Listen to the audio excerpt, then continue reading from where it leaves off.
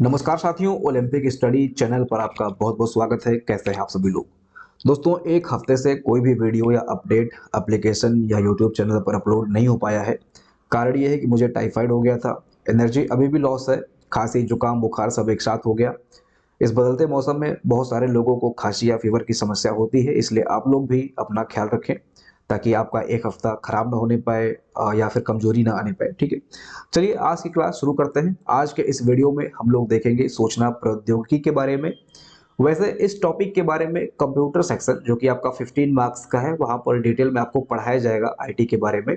फिर भी यहाँ पर हम कुछ चीज़ों को देखते हैं जो कि प्रौद्योगिकी से रिलेटेड है।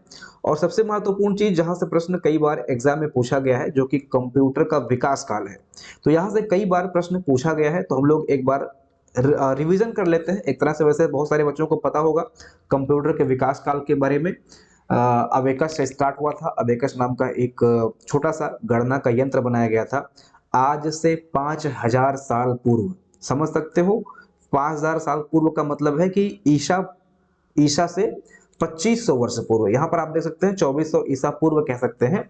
एक यंत्र का आविष्कार हुआ जिसको हम कहते हैं अबेकस। ठीक है, अबेकस का आविष्कार हुआ और ये आविष्कार कहां पर हुआ था? तो चाइना में हुआ था। ये भी आप लोग याद रखिए, कई बार प्रश्न बन सकता है कि अबेकस का आविष्कार कहां पर हुआ, किस देश में हुआ। तो चाइना में पहली बार अबेकस का आविष्कार हुआ और ये मूलभूत गणनाओं के लिए उपयोग किया जाता था। इस ऐसा नहीं है कि इसमें आप लोग मल्टीप्लिकेशन या फिर डिवीजन वगैरह कर सकते हैं। ये जस्ट मूलभूत गणनाओं को कर सकता है, जैसे जोड़ हो गया, घटाना हो गया, मतलब subtraction and addition. Basic calculation आप यहाँ पे अबेकस नाम के यंत्र से करते हैं। इस तरह से इसका फॉर्मेट होता था, ऐसे करके। ठीक है, और यहाँ पर ऐसे ऐसे यहाँ पर कुछ रोल्स वगैरह होते थे जिनको आगे पीछे करके यहाँ पर प्लस और माइनस जैसी जो मूलभूत कैलकुलेशंस है उसको हम लोग करते थे। और कह सकते हैं कि यहीं से गणना शुरू हुआ, यहीं से गणना शुरू हुआ। इसलिए विकास काल में अबेकस का भी जिक्र होता है, क्योंकि फर्स्ट कैलकुलेशन कह सकते हैं किसी मैकेनिकल डिवाइस से जो इंसान द्वारा बनाया गया। वैसे तो ओरली आप कर ही सकते हो, लेकिन किसी डिवाइस के माध्यम से प्रॉपर रूप से जो कैलकुलेशन स्टार्ट हुआ वो अबेकस नाम के यंत्र से ही स्टार्ट हुआ।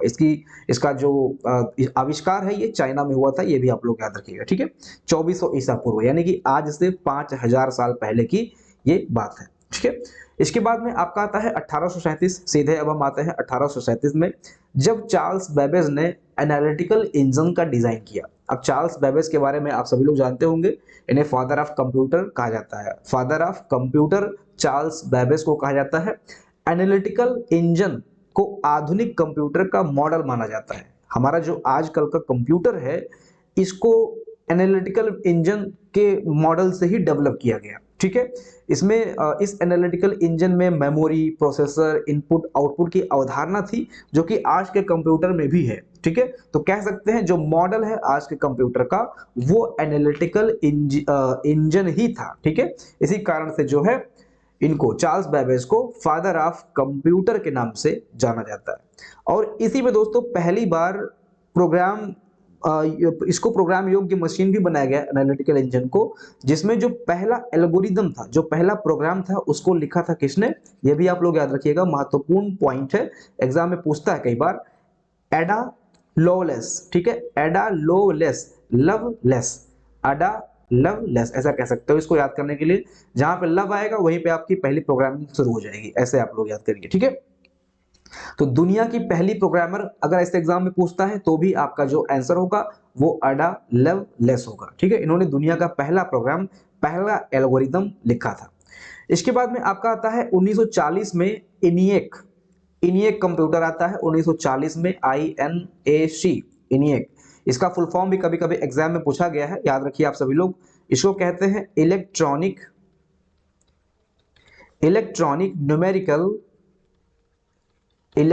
न्यूमेरिकल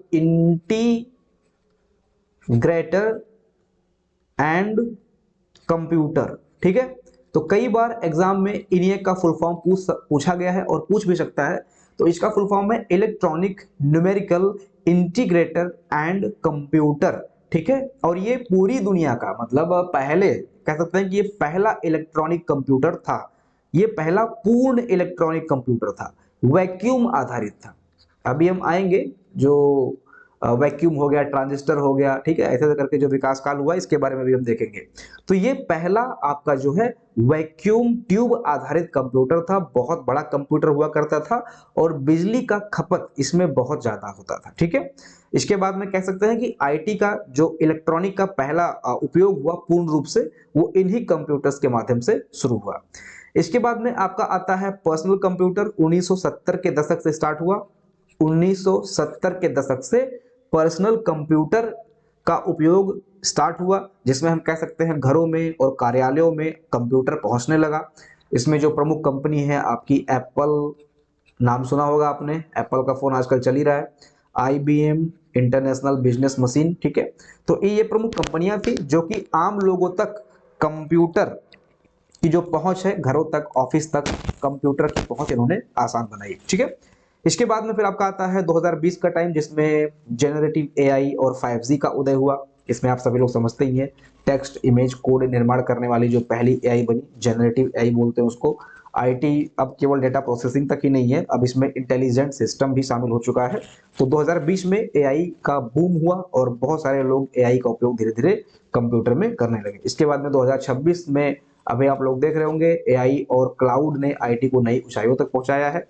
इसके अलावा क्वांटम कंप्यूटर पे भी काम चलने लगा है। 2026 में आने वाले समय में क्वांटम कंप्यूटर भी इंट्रोड्यूस होगा, जो कि हमारे जो नॉर्मल कंप्यूटर है इससे काफी तेज स्पीड में काम करता है, ठीक है। तो ये सारी चीजें हैं, कुछ इतिहास जो कि मैंने आपको बताया, यहाँ से भी प्रश्न बनता है।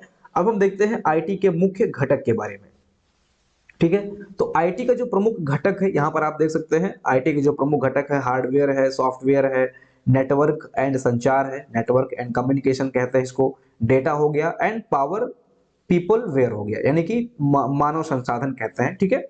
तो हार्डवेयर में, हार्डवेयर आपको पता है कंप्यूटर जिनको हम टच कर सकते हैं, जैसे कंप्यूटर हो गया, सर्वर है, फोन है, सेंसर है, ठीक है, या फिर जितनी भी नेटवर्क डिवाइसेस होती हैं जो कि कंप्यूटर से संबंधित होती हैं, उनको हम टच कर सकते हैं, इन्हीं को कहते हैं फिजिकल टच या फिर हार्डवेयर वाली चीजें, ठीक है। तो ये हार्डवेयर हो गई।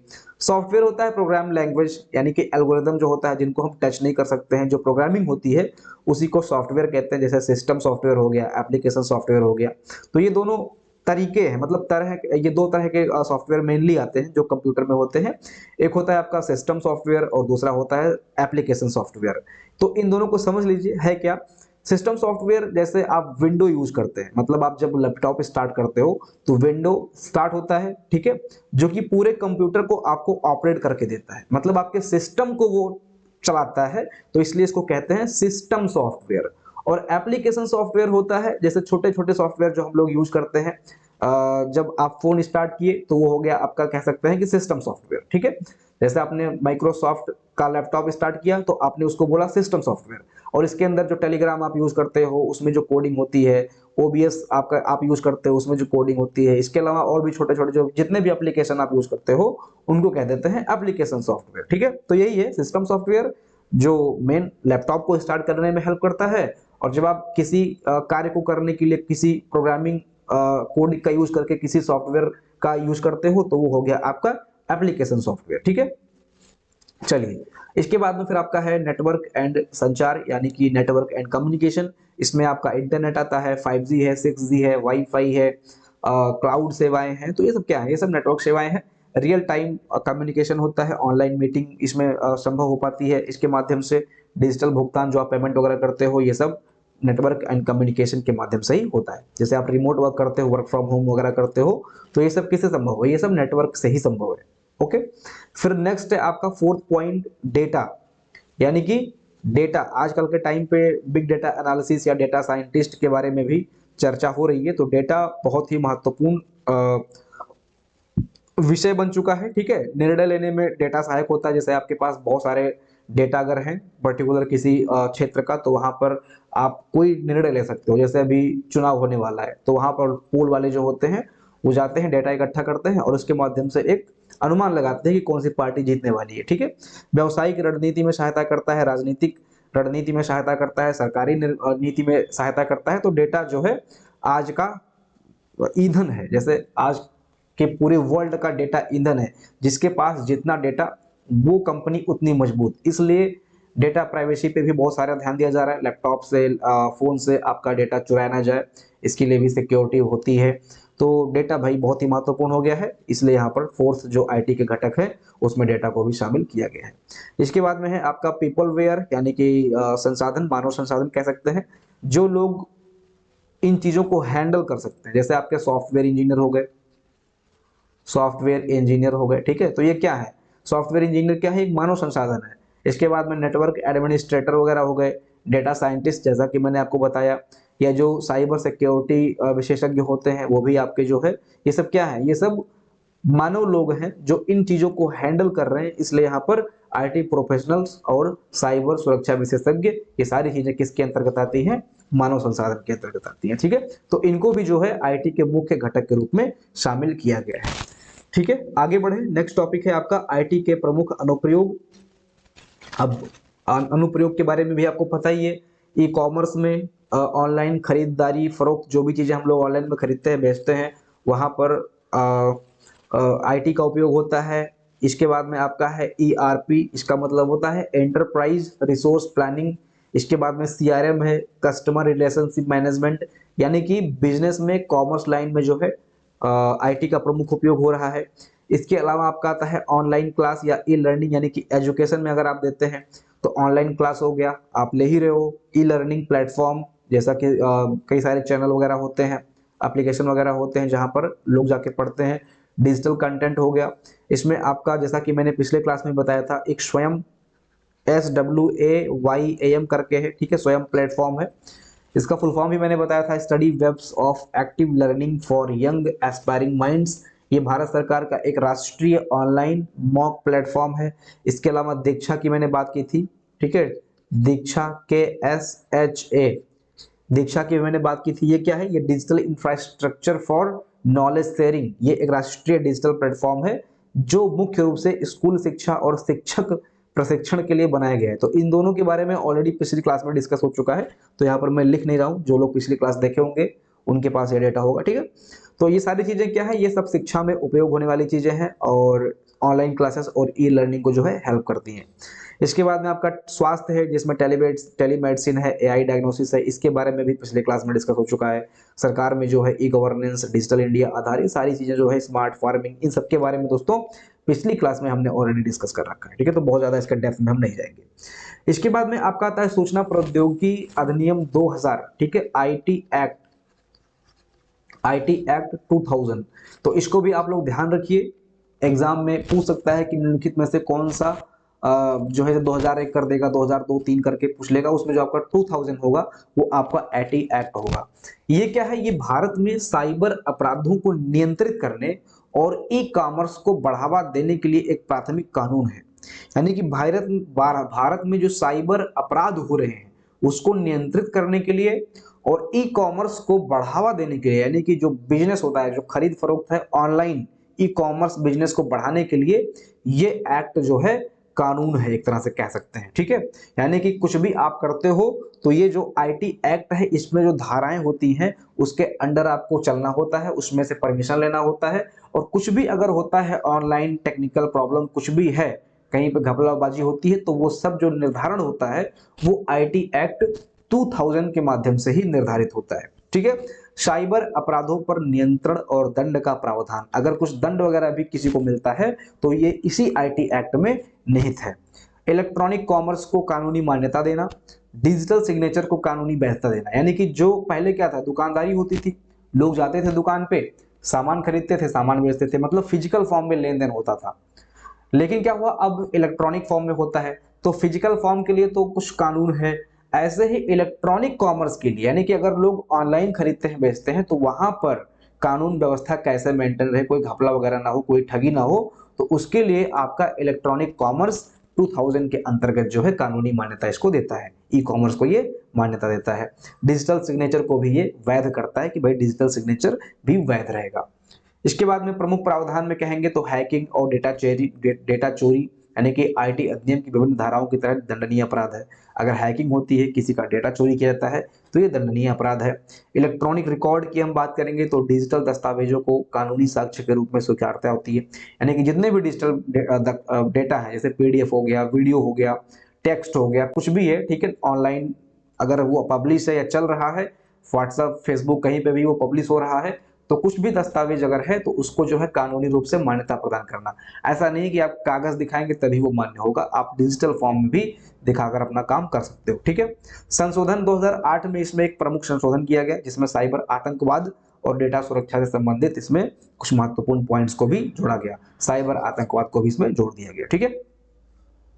इसके बाद में अगर हम कहें महत्व, तो मेनली दोस्तों ये ऑनलाइन लेन देन व्यक्तिगत डेटा सुरक्षा को सुनिश्चित करने का ये प्रावधान है 2000, ठीक है। इसके बाद में आपका 2026 में अभी जस्ट संशोधन हुआ है, आईटी नियम 2026 अभी ये जस्ट संशोधन हुआ है। इसके बारे में आप डालेंगे तो आपको डेटा बहुत ज़्यादा मिल जाएगा, ठीक है, सभी लोग इस पे वीडियो वगैरह बनाए हैं। तो ये कब प्रभावी हुआ, ये 20 फरवरी 2026 से ये प्रभावी होगा। इसमें जो अभी ये आईटी संशोधन आया है तो ये 20 फरवरी से प्रभावी हुआ है, यानी कि आजकल में ये प्रभावी हो चुका है, ठीक है। इसमें क्या हुआ, समय सीमा में भारी कटौती, जो प्रमुख बदलाव है उसको देखते हैं। न्यायालय या सरकार द्वारा अवैध घोषित कंटेंट 3 घंटे में हटाना होगा। अगर कोई भी अवैध कंटेंट घोषित कर दिया गया है तो उसको विद इन 3 आवर में अपने चैनल से हटा लेना होगा, या आपका जो भी प्लेटफॉर्म है वहां से उसको हटा लेना है। पहले वो कंटेंट 24 से 36 घंटे हुआ करता था, अब 24 से 36 घंटे है तो बहुत सारे लोगों तक वो कंटेंट पहुंच जाता था, कुछ लोग डाउनलोड कर लेते थे, बहुत सारे ग्रुप्स में शेयर हो जाता था, ठीक है। लेकिन अभी क्या है, अगर कुछ भी ऐसा हुआ, कुछ भी लगा सरकार को या किसी संस्था को या किसी ने भी अगर स्टेप उठाया है, कदम उठाया है, और गवर्नमेंट को या न्यायालय को लगता है कि भाई ये आपका कंटेंट अवैध है, कुछ वहां पर गलत इंफॉर्मेशन हो रहा है, लीड हो रहा है, तो फिर वो आपको विद इन 3 आवर के अंदर हटाना पड़ेगा। बिना सहमति का अश्लील फोटो या डीप फेक फोटो आप नहीं लगा सकते हैं, ठीक है। मतलब किसी भी व्यक्ति का या कह सकते हैं लेडीज या जेंट्स का, जैसे आजकल क्या होता है कुछ लोग हीरोइनों का जो एक्ट्रेस हैं उनका फोटो लगाकर वीडियो वगैरह पब्लिश कर देते हैं ऐसे करके, तो वो सारी चीजें बिना सहमति के नहीं कर सकते हो आप। शिकायत मिलने में आपको 2 आवर के अंदर आपको हटाना होगा, ठीक है। तो ये सारी कुछ चीजें चेंज की गई हैं, ये बहुत ही महत्वपूर्ण है, इसको आप लोग ध्यान रखिएगा, ठीक है, क्योंकि ये एक अभी करंट का डेटा है। इसके अलावा सिंथेटिक या कृत्रिम मीडिया, देखिए एल्गोरिदम से बनाई या बदली गई ऑडियो विजुअल जो कि असली से बिल्कुल अलग ना दिखे, एआई जनित हर इमेज पर स्पष्ट लेबल अनिवार्य, यूजर को एआई डिस्क्लोजर देना अनिवार्य, ना दिया तो प्लेटफॉर्म हटाना पड़ेगा। कहने का मतलब है जो जैसे किसी का ओरिजिनल फोटो है, ठीक है, कोई अगर ओरिजिनल फोटो या वीडियो डाल रहा है तो एआई के माध्यम से उस फोटो में चेंज करके उसी की तरह से कुछ अगर आप कर रहे हो तो वहां पर आपको लेबल लगाना पड़ेगा कि भाई ये एआई से बनाया हुआ है, ठीक है। अगर आप लेबल नहीं लगा रहे हो, आप सूचना नहीं दे रहे हो और किसी अन्य व्यक्ति को लगता है कि भाई ये असली है और वहां पर कुछ अगर गलत इंफॉर्मेशन यहाँ वहां सर्कुलेट होता है तो फिर वो कहीं ना कहीं आपके खिलाफ चली जाएगी। इसलिए आपको लेबल लगाना पड़ेगा, एआई डिस्क्लोजर देना पड़ेगा। स्टार्टिंग में जब वीडियो स्टार्ट होता है तो डिस्क्लोजर लिख के आता है, ठीक है, तो वहां पर आपको डिस्क्लोजर देना पड़ेगा कि भैया ये जो वीडियो आप देखने जा रहे हो इसमें ऑडियो या वीडियो जो भी एआई द्वारा बनाया गया है वो आपको डिस्क्लोजर लगाना अनिवार्य होगा, नहीं तो प्लेटफॉर्म से वो कंटेंट हटाना पड़ेगा, ठीक है। इसके बाद में है नियम न माने तो सेक्शन 79 का सेफ हार्बर प्रोटेक्शन खो जाएगा, जानबूझकर गलत सिंथेटिक कंटेंट चलाने या हटाने पर जो है वो प्लेटफॉर्म जिम्मेदार होगा, ठीक है। इसके बाद में फिर कुछ स्मार्टफोन कैमरा छूट, छोटे स्मार्टफोन कैमरा छूट राज्य सरकारें अब एक से ज्यादा अधिकारी को नियुक्त कर सकती हैं, तो ये उतना इंपॉर्टेंट नहीं है। फिलहाल जो सबसे सार महत्वपूर्ण है वो 2026 का डीप फेक या एआई पर बहुत सख्त हुआ है, 2 से 3 घंटे में हटाना है, लेबल अनिवार्य है, सेफ हार्बर खतरे में। सेफ हार्बर कोई एक लिमिटेशन बनाया गया है कि अगर इससे ज्यादा आप जाते हो तो यहाँ पर ये सब क्या है, एआई के माध्यम से अगर आप इससे जाते हो तो ये सेफ हार्बर जो खतरे में हो जाएगा, तो फिर कहीं ना कहीं वो फिर आपके ऊपर जिम्मेदारी हो जाएगी, ठीक है। इसके बाद फिर आता है, हम देखते हैं वैश्विक और भारतीय आईटी उद्योग के बारे में, इंडस्ट्री साइज के बारे में देखते हैं। अगर हम बात करें यहाँ पर आईटी के या भारतीय टेक इंडस्ट्री के मार्केट साइज की, तो यहाँ पर आप देख सकते हैं 300 बिलियन डॉलर की जो है यहाँ पर ये लक्ष्य रखा गया है मार्केट साइज का। इसमें अगर आप देखते हैं तो जो एक्सपोर्ट है वो 224 बिलियन डॉलर का है, 224 बिलियन डॉलर का हमारा एक्सपोर्ट है आईटी इंडस्ट्री से रिलेटेड। कहने का मतलब ये है कि अगर किसी भी क्षेत्र में कोई सर्विस या प्रोडक्ट का हम एक्सपोर्ट कर रहे होते हैं तो माना जाता है कि आप उस क्षेत्र में काफी प्रभावी हैं, यानी कि आप उस क्षेत्र के एक्सपोर्टर है, यानी कि उस कंपनी पे या उस सर्विस में आपका महारत हासिल है। जैसे इंडिया जो है मेडिसिन दवाओं का जो है अच्छा खासा, यहाँ का जो फार्मा है वो पूरे विश्व में प्रसिद्ध है। हम कई सारे देशों को जो है अपना मेडिसिन एक्सपोर्ट कर रहे होते हैं, दवाएं देते हैं। ऐसे ही जो आईटी सर्विसेज हैं, जो इंफॉर्मेशन टेक्नोलॉजी या कंप्यूटर की सर्विसेज हैं, जैसे हमारा इन्फोसिस हो गया, विप्रो हो गया, ये कंपनियां जो है ये सर्विस को क्या करती है, एक्सपोर्ट कर रही होती हैं। ठीक है, तो यहाँ पर जो हमारा सर्विस एक्सपोर्ट है वो 224 बिलियन डॉलर का है, और पूरे विश्व में हमारा आईटीसीएस का जो सर्विस है वो सस्ता होता है, और कह सकते हैं कि जल्दी आसानी से मिल जाता है, और भी कई सारी सुविधाएं होती हैं जिसकी वजह से पूरे विश्व में इंडियन आईटी सर्विसेज का जो है काफी पहुंच है। तो यहाँ पर मार्केट साइज आप देख सकते हैं 224 बिलियन डॉलर का है, और 5.8 मिलियन से अधिक यहाँ पर इसमें कर्मचारी हैं। ठीक है, इसके बाद में अगर हम बात करें इसके हब की, तो हब यहाँ पर इंडिया में जो प्रमुख शहर हैं जहाँ पर आईटी इंडस्ट्री से रिलेटेड जॉब मिलती है, जैसे आप डिप्लोमा कर रहे हैं, बीटेक कर रहे हैं, तो आप कहाँ पर जॉब सर्च करने जाते हैं? अगर आपने आईटीसीएस से कंप्यूटर कर रखा हुआ है तो आप जाते हैं बेंगलुरु में, हैदराबाद में, पुणे में, या फिर नोएडा। ठीक है, नोएडा या फिर गाजियाबाद, है ना, आप यहाँ पे दिल्ली में आप जाते हो जॉब सर्च करने के लिए। तो ये सब क्या है, मेनली यहाँ पर बेंगलुरु जो है ये मेन हब माना जाता है आईटी सर्विसेज का। ठीक है, इसके बाद में अगर आप देखते हैं impact on society and economy, यानी कि समाज और अर्थव्यवस्था पर आईटी का प्रभाव, तो सकारात्मक भी है और नकारात्मक भी है। सकारात्मक में यहाँ पर रोजगार सृजन होता है, जीवन सुगमता से चलता है, डिजिटल इकोनॉमी में वृद्धि होती है, रोजगार में डेवलपर होते हैं, डेटा साइंटिस्ट होते हैं, साइबर विशेषज्ञ होते हैं, इनके माध्यम से यहाँ पर रोजगार जिनको आप लोग कहते हैं कंप्यूटर इंजीनियर। ठीक है, तो ये सब क्या है, या ऐप डेवलपर या कोडर, ये सब क्या है, ये सब यहाँ पर नए जॉब सृजन हो रहे होते हैं, तो रोजगार मिलता है लोगों को। जीवन सुगमता से आसानी से चलता है, इसका मतलब यह है कि ऑनलाइन बैंकिंग के माध्यम से, ई गवर्नेंस के माध्यम से, या टेली मेडिसिन के माध्यम से आप अपना जो है कोई भी सर्विस है उसको क्विक कर सकते हैं, मतलब फटाफट उसको जो है यूज कर सकते हैं। आप मार्केट में गए, पैसा लेके नहीं गए तो आप डिजिटल पेमेंट कर दो, तो ये क्या है, जीवन सुगमता से चलने लगता है। डिजिटल इकोनॉमी में वृद्धि होती है, यानी कि जैसे आप अमेजन से, फ्लिपकार्ट से सामान लेन देन कर रहे हो, ठीक है, और फाइनेंस टेक जो हमारा है, इससे इसके ग्रोथ होने से जो ओवरऑल जीडीपी है देश का, उसमें कहीं ना कहीं ग्रोथ देखने को मिलता है। ठीक है, तो ये क्या है, इकोनॉमी में, डिजिटल इकोनॉमी में आपको वृद्धि देखने को मिलती है। नकारात्मकता की अगर हम बात करेंगे तो डिजिटल डिवाइड, डिजिटल डिवाइड का मतलब ये है दोस्तों कि जैसे आप देखते होंगे शहर है, गांव है, ठीक है, तो यहाँ पर आप शहर बनाम गांव दे सकते हैं।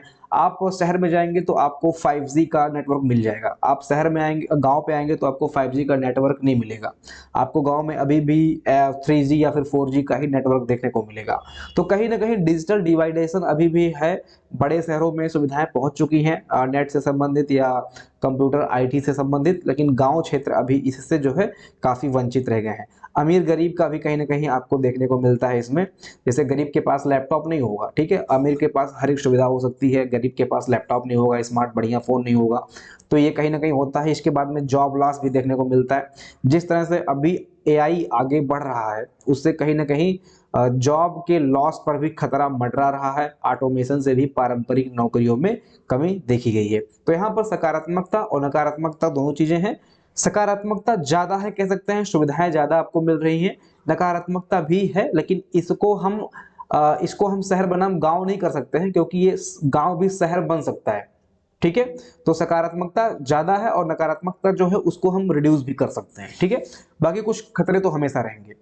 इसके बाद में आईटी की चुनौतियों की अगर हम बात करें, चैलेंजेस इन 2026, तो सबसे बड़ा जो चैलेंज है ये है साइबर हमला, डीप फेक और AI powered ransomware.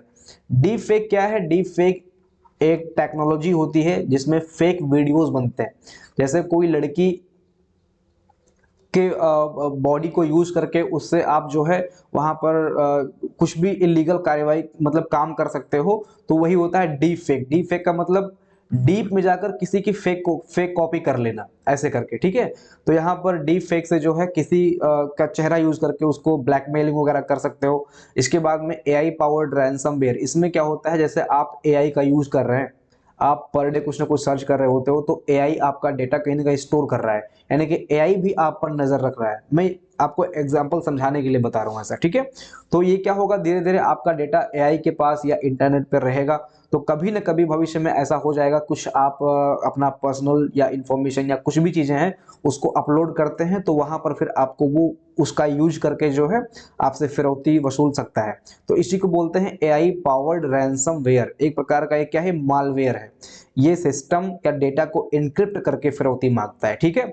Artificial intelligent या मशीन लर्निंग का उपयोग इसमें होता है। ये मशीन लर्निंग के माध्यम से एआई सीख रहा होता है और धीरे धीरे आपका कंप्लीट डेटा, जैसे कौन सा सिस्टम सबसे महत्वपूर्ण है, किसी क्षेत्र में कौन सा सिस्टम सबसे महत्वपूर्ण है, किस सर्वर पर सबसे संवेदनशील डेटा है, जिसमें किसी देश की सिक्योरिटी फाइल है या डिफेंस का कोई डेटा वगैरह है किसी सर्वर में, तो वो सब चीज़ें जो है ये उसका एडमिन कौन है, ये सारी चीज़ें जो है धीरे धीरे वो क्या कर लेगा, उस एआई के पास स्टोर होता रहेगा।